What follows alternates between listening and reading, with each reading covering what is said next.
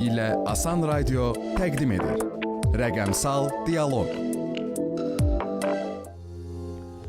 Salam, hər vaxtınız xeyir olsun. Hörmətli dinləyicilər, Asan Radionun efirindən Rəqəmsal Dialoq verilişini eşidirsiniz. Aparıcı mənəm Alidə Mustafayeva. Veriliş Rəqəmsal İnkişaf və Nəqliyyat Nazirliyi ilə Asan Radionun birgə layihəsidir.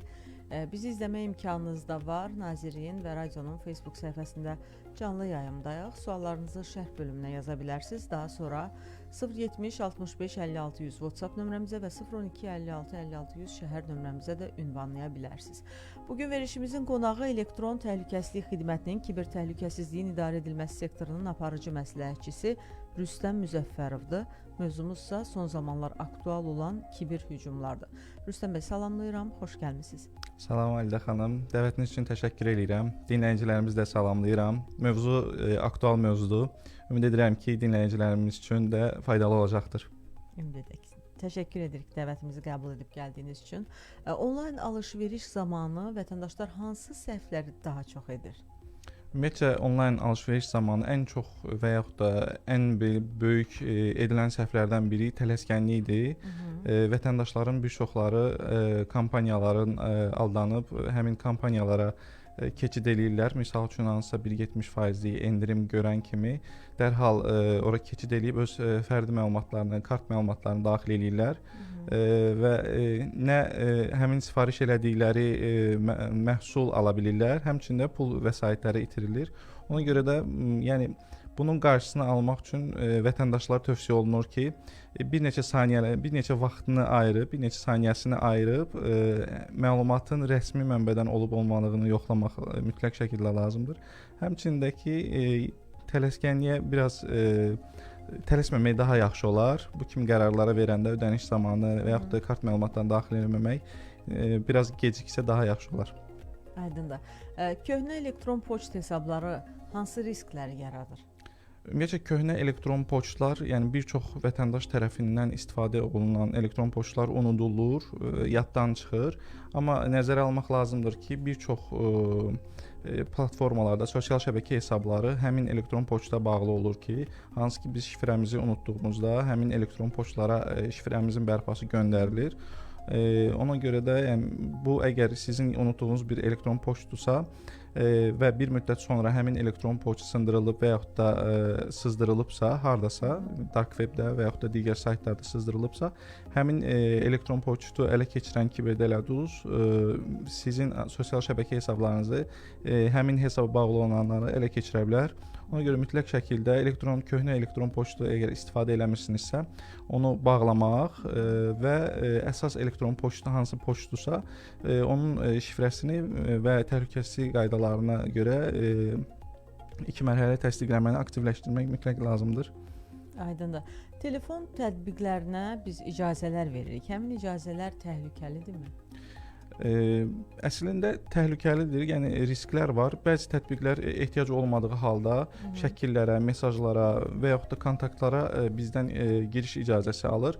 Bunu bir çox vətəndaşlar əslində fikir vermir. Yəni biz hansısa bir tətbiqi köçürən zaman və yaxud da endirən zaman, quraşdıran zaman next, yəni irəli deyib quraşdırırıq və orada olan təhlükəsizlik icazələrinə fikir vermirik və bu məlumatlar sonradan reklam və ya digər məqsədlə istifadə oluna bilər. Nəticədə şəxsi məlumatlarımız gizliliyi pozulur. Ona görə tətbiq quraşdırarkən verdiyimiz icazələri mütləq şəkildə oxumaq vacibdir. Həmçinin əgər hal-hazırda misal üçün bunu etməmisinizsə, tənzimləmələr bölməsindən girib hansı tətbiqin hansı icazələri sahib olduğuna baxmaq lazımdır. Əgər ehtiyac yoxdursa, misal üçün fənər proqramı olsun. Yəni fənər proqramının sizin location-a və yaxud da kontaktlara icazəsi var. Yəni bu nəyə lazımdır? Burada sadəcə bunlara diqqət yetirsək, məncə biraz təhlükəsizliyini qorumuş olarıq. Bəs ikinci əl cihaz almaq hansı kiber riskləri yaradır? Ümumiyyətcə ikinci əl cihaz, yəni bu kompüter ola bilər, telefon ola bilər və s. ola bilər. Ümumiyyətcə bu təkcə almaq yox, həm də satarkən də buna diqqət etməyimiz lazımdır. Hansı ki bizim orada məlumatlarımız var, məlumatlarımız qala bilər Aldığımız zaman, misal üçün ikinci əl cihaz almışıq, amma bilmirik qarşı tərəfdən həmin cihazın içərisindən zərərli proqram var yoxsa yoxdur. Misal üçün həmin cihazın telefon almışıq, telefonun içərisində zərərli bir proqram var və biz də onu telefonu format eləmədən öz bank kart applicationlarımızı ora köçürdürük, bütün məlumatlarımızı daxil edirik və həmin zərərli proqram ona imkan verir ki, üçüncü tərəf şəxs sizin telefonunuza internet əgər aktivdirsə, internet vasitəsilə qoşulub sizin bank məlumatlarınızı, pul vəsaitlərinizi köçürə bilər ümumiyyətlə. Bəs QR kodlar vasitəsilə edilən fırıldaqlar necə işləyir? QR kodlar artıq gündəlik həyatımızın demək olar ki, bir hissəsidir, amma bu rahatlıqdan sui-istifadə də oluna bilər. Yəni bu QR kodu oxudan zaman saxta QR kod insanların qarşısına saxta veb səhifələrlə yönləndirə bilər. Biz bunu istəmədiyimiz halda həmin səhifələrə daxil olub yenə bir növ kiberdələduzların qurbanına çevrilə bilərik. Orada bizə yönləndirilmiş olan sayta öz fərdi məlumatlarımızı və yaxud da kart məlumatlarımızı daxil edə bilərik və nəticədə pul vəsaitləri və yaxud da digər fərdi məlumatlarımızı itirə bilərik. Aydındır, təşəkkür edirəm. Hörmətli dinləyicilər, xatırladım ki, Asan Radio nefrindən rəqəmsal dialoq verilişini dinləyirsiniz. Aparıcı mənəm Alidə Mustafayeva. Bugün verilişimizin qonağı elektron təhlükəsizlik xidmətinin kiber təhlükəsizliyin idarə edilməsi sektorunun aparıcı məsləhətçisi Rüstəm Müzəffərovdur. Son zamanlar aktual olan kiber hücumlar barədə danışırıq. Qısa fasilədən sonra.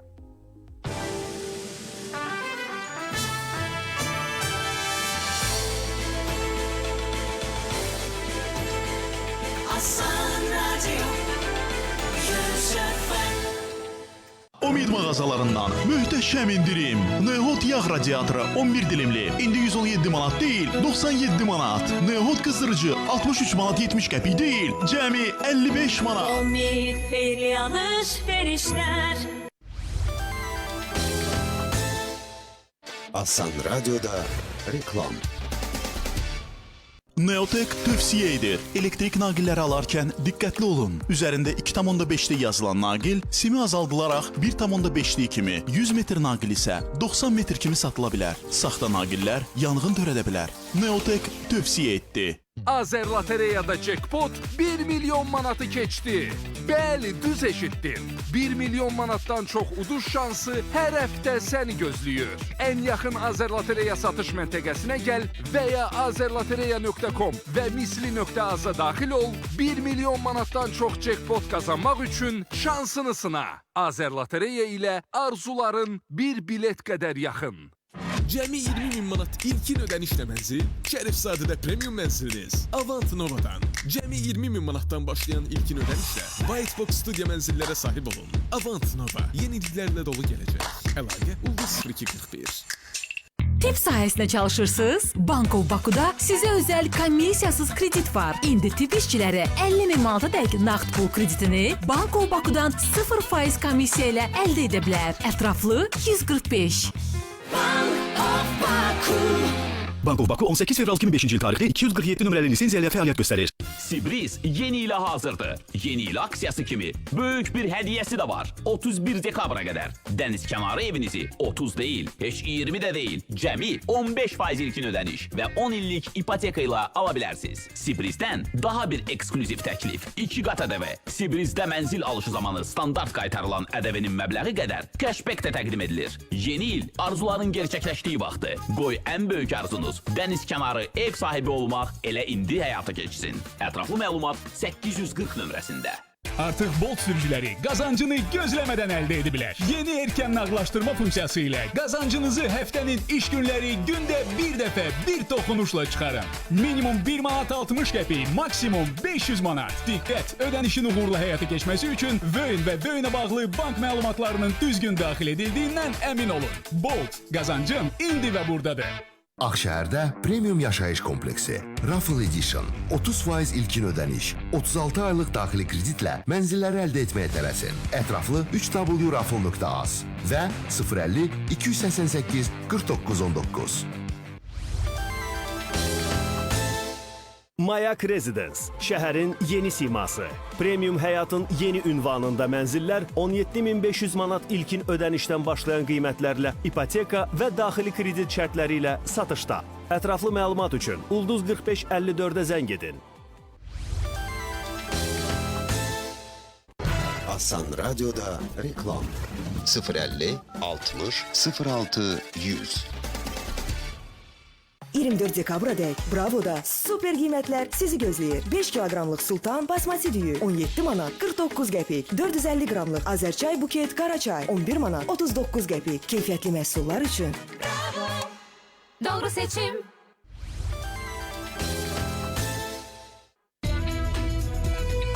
Asan Radyo bölgələrdə.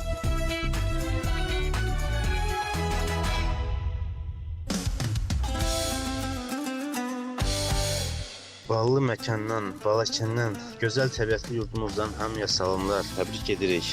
10 yaşınız mübarək olsun. Bu 10 ildə bizi çox sevindirdiniz. Gözəl musiqinizlə, faydalı məlumatlarla, maşallah, uğurlarınız bol olsun. Avarlardan salam olsun Asan Radioya. O yandan külək gəlir, gül gəlir, çiçək gəlir. O yandan külək gəlir, gül gəlir, çiçək gəlir. Sizin kimi olanlar dünyaya tək-tək gəlir. Sizin kimi olanlar dünyaya tək-tək gəlir.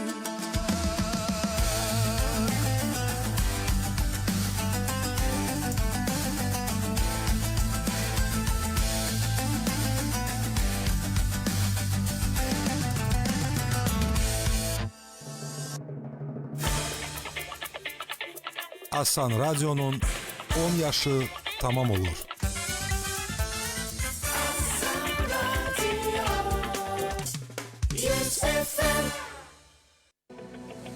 Asan Radyo və Əmək və Əhalinin Sosial Müdafiəsi Nazirliyi təqdim edir. Bir sual, bir cavab. E-sosial mobil tətbiqindən istifadə ödənişlidir? Xeyr. Sosial sahə üzrə əhaliyə təqdim olunan bütün xidmətlər tamamilə pulsuzdur. E-sosial portalından və mobil tətbiqindən istifadəyə dair vətəndaş heç bir əlavə haqq ödəmir. Asan Radyo və Əmək və Əhalinin Sosial Müdafiəsi Nazirliyi təqdim etdi. Bir sual, bir cavab. Enerji məsələlərini tənzimləmə agentliyi təqdim edir. Asan Radioda bir sual, bir cavab. İstehlakçıların tikinti obyektlərinin istilik şəbəkəsinə qoşulması üçün texniki şərtlər hansı müddətdə verilir? Texniki şərtlər istilik enerjisinin paylayıcısı tərəfindən 20 gün müddətinə verilir və texniki şərtlərin verilməsi üçün haqq ödənilmir. Enerji məsələlərini tənzimləmə agentliyinin təqdimatında bir sual, bir cavabı dinlədiniz. Sponsor məlumatı. Enerji məsələlərini tənzimləmə agentliyi Energetika Nazirliyinin tabeliyində publik hüquqi şəxs statusu ilə yaradılıb. Agentlik elektrik və istilik enerjisi, habelə qaz təchizatı sahəsində istehsalçılar, ötürücülər, paylayıcılar, təchizatçılar və istehlakçılar arasında münasibətlərin tənzimlənməsini həyata keçirir. Agentliyin hazırda 11 regional filialı mövcuddur. Agentliyə 974 nömrəli çağrı mərkəzi, sosial media hesabları və Regulator.gov.az saytı vasitəsilə müraciət etmək olar. Məlumatın doğruluğu hamımızın məsuliyyətidir. Rəqəmsal dialoq. Yeni qoşulan dinləyicilərimizi də salamlayıram. Asan Radionun efirindən rəqəmsal dialoq verilişini dinləyirsiniz. Aparıcı mənəm Alidə Mustafayeva. Bugün verilişimizin qonağı elektron təhlükəsizlik xidmətinin kiber təhlükəsizliyin idarə edilməsi sektorunun aparıcı məsləhətçisi Rüstəm Müzəffərovdur. Mövzumuz ise son zamanlar aktual olan kiber hücumlardır. Sosial mediada Rüstəm bəy paylaşdığımız məlumatlar gələcəkdə bizə hər hansı risk yarada bilərmi, təhlükə yarada bilərmi? Bəli, yarada bilər. Yəni ümumiyyətcə sosial mediada paylaşdığımız məlumatlar gələcəkdə bizə qarşı istifadə belə oluna bilər. Misal üçün doğum tarixi, iş yeri və ailə haqqında məlumatlarımız kiber fırıldaqçılar üçün, kiber dələduzlar üçün dəyərli mənbədir. Bu məlumatda daha çox inandırıcı hücumlar qurulur ki, hansı ki insanlar bunu çox vaxt adi paylaşım olaraq başa düşürlər. Yəni bir növ yəni mənim öz ətrafımda olan insanlar var ki, mən onlara bu barədə bildirəndə onlar deyirlər ki, mən kimin nə işinə bir növ mən kimə lazımam kimi fikirləri var. Yəni kimin nə lazım məlumatlarım. Mən heç kəsin marağında deyiləm ki, telefonuma müdaxilə etsin. Bəli. Bu kimi hallarda yəni siz kiberdələduz qurbanı ola bilərsiniz. Yəni sizin vasitəvinizlə hansısa bir hücum da həyata keçirilə bilər. Bir növ vasitəçi ola bilərsiniz, qurban vasitəçi ola bilərsiniz. Ona görə mütləq şəkildə diqqət yetirmək lazımdır. Fərdi məlumatları mümkün qədər az paylaşmaq daha təhlükəsizdir. Aydındır. Bəs saxta texniki dəstək elanları necə tanınır, seçilir? Ümumiyyətlə, saxta texniki dəstək elanları adətən qorxulu mesajlarla çıxır. Misal üçün, telefonunuzda virus var və misal üçün, bu proqramı mütləq şəkildə yükləməlisiniz ki, viruslar təmizlənsin. Burada əsas məqsəd insanı tələsdirmək və yanlış addım atmağa məcbur eləməkdir. Ümumiyyətlə, rəsmi qurumlar və yaxud da şirkətlər bu üsulla xəbərdarlıq eləmirlər. Bu cür elanları gördükdə, yəni qarşılaşdıqda, yəni telefonunuzda belə bir elan görsəniz, mütləq şəkildə heç bir əlaqə qurmayıb sadəcə bağlamaq kifayət eləyir. Aydındır. Bəs bank kartlarından istifadə bu gün hər birimiz istifadə edirik. Vətəndaşlar orada nəyə, hansı məqamlara diqqət yetirməlidirlər ki, təhlükəsizlik qaydalarına tam əməl etmiş olsunlar? Ümumiyyətlə, hal-hazırdakı günümüz üçün də belə bu bank kartları mövzuları çox aktualdır. Yəni bir çox vətəndaşlar ziyan çəkirlər. Bu bir növ vətəndaş tərəfdən də yəni məlumatsızlıqdan irəli gəlir. Misal üçün, bank kart məlumatları heç vaxt üçüncü şəxslərlə paylaşılmamalıdır. Kart nömrəsi və CVV kod fırıldaqçılar üçün kifayət edir ki, sizin kartınızdan məlumatları, pul vəsaitlərini oğurlasınlar. Onlayn ödənişlər yalnız tanıdığınız, bildiyimiz rəsmi saytlardan edilməlidir və mütləq şəkildə bildirişlər aktiv olması riskləri vaxtında görməyə imkan verir. Həmçinin bank kartlarında olan, yəni bir çox hal-hazırda applicationlarda limitlər var. Həmin limitlərdən bir çoxlarımız yəqin ki, istifadə eləmir, amma bunun istifadə edilməsi daha məqsədə uyğundur. Çünki həmin limitlər bizi həmin kiberdələduzluğun qurbanı olmaqdan biraz yayındırır. Risklərdən qoruyur. Amma ən əsas faktor nədir? Misal üçün, siz əmək haqqı kartınızı və yaxud da pensiya kartınız olsun, ümumiyyətlə böyük məbləğdə olan kartlarınızı onlayn alış-verişdə istifadə etməməyinizdir. Bunun üçün debet kartlar və yaxud da virtual kartlar var ki, hansı ki, sizə lazım olan məbləği ora daxil eləyin və onun vasitəsilə əməliyyatlar apara bilərsiniz. Yəni, ən vacib hissələr bunlardır ki, hansı ki, bunlara mütləq şəkildə diqqət yetirməlisiniz. Çünki sabah səhvən, misal üçün səhlənkarlıq ucbatından siz öz kart məlumatlarınızı daxil eləsəniz, orada pul vəsaiti olmadığı üçün siz heç bir halda pul itkisinə səbəb olmayacaq. Həmin kartı bloklayıb ləğv eləyə bilərsiniz. Aydındır. Bəs bulud xidmətlərində məlumat saxlamaq təhlükəsi varmı orada? Ümumiyyətlə, bulud xidmət... təhlükə var? Təhlükə var, necə var? Yəni bulud xidmətləri düzgün istifadə edildikdə təhlükəsizdir, amma zəif şifrələr və yaxud da əlavə qorunmanın olunması risk yaradır. Bu zaman onda təhlükəli hesab oluna bilər. Ümumiyyətlə, hesab ələ keçirilərsə, bütün fayllara giriş əldə olunur. Bu isə məlumat itkisinə səbəb ola bilər. Bulud hesablarında mütləq şəkildə 2 mərhələli təsdiqləmə aktiv etmək lazımdır. Həmçinin şifrələri düzgün seçmək lazımdır. Ümumiyyətlə, şifrə barəsində qeyd etmək istərdim ki, bir çoxlarımız şifrələri asan yadda qalan olmasını seçirlər və bütün hesabları bir şifrə ilə qeyd edirlər. Minimum şifrələrimiz ən azından 12 simvol olmalıdır.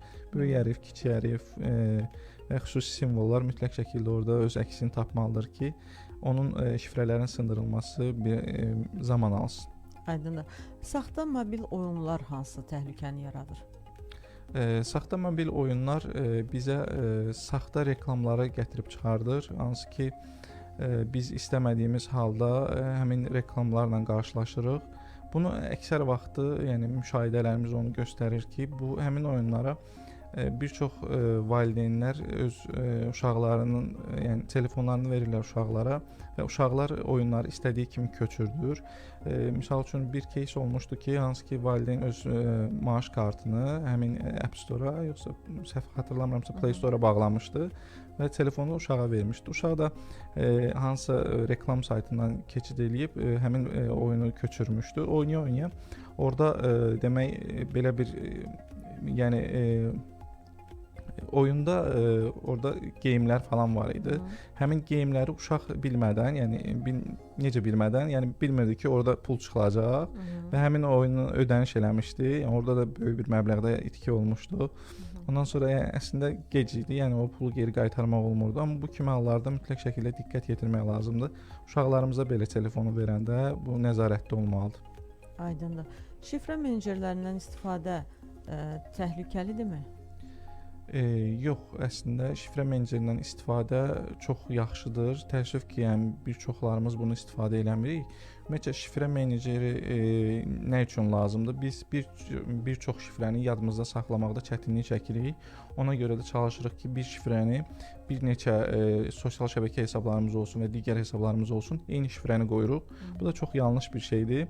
Çünki bir şifrəniz əgər sızdırılsa, itirsəniz, hardasa səhvən səhlənkarlıq ucbatından yazsaz, qeyd etsəz, bütün hesablarınız artıq ələ keçirilmiş olur. Ona görə təhlükəlidir. Şifrə meneceri ümumiyyətlə nədir? Bütün şifrələrin hamısının saxlanıldığı yerdir.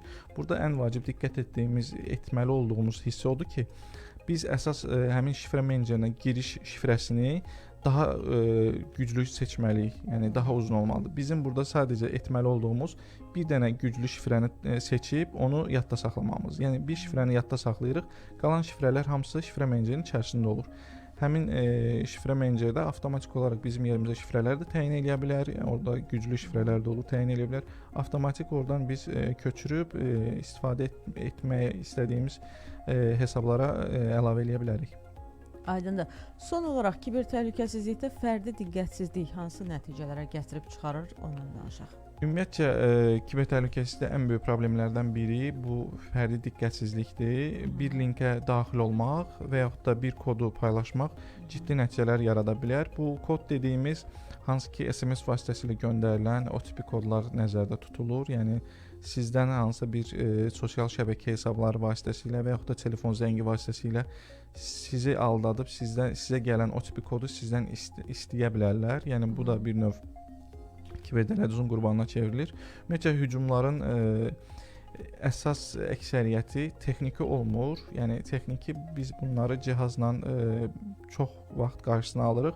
Amma bütün hücumlar onu göstərir ki, əksəriyyəti bu insanın səhvi üzərindən baş verir. O da bu kiber təhlükəsizlikdə ən böyük halqa, ən zəif halqa insandır. Ona görə maddi və şəxsi məlumat itkisi daha çox olur. Ona görə onlayn mühitdə hər addımı düşünərək ən güclü qorunma üsulu lazımdır. Aydındır, təşəkkür edirəm. Çox sağ olun ki, dəvətimizi qəbul edib gəldiniz. Siz sağ olun.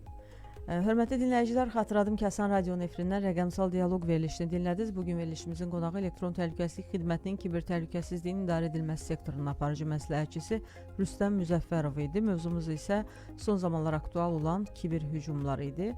Aparıcı isə mən idim, Alidə Mustafayeva. Növbəti həftədə ilin son verilişində eşidilmək ümidi ilə sağ olun, salamat qalın. Rəqəmsal İnkişaf və Nəqliyyat Nazirliyi ilə Asan Radio təqdim etdi. Rəqəmsal Dialoq.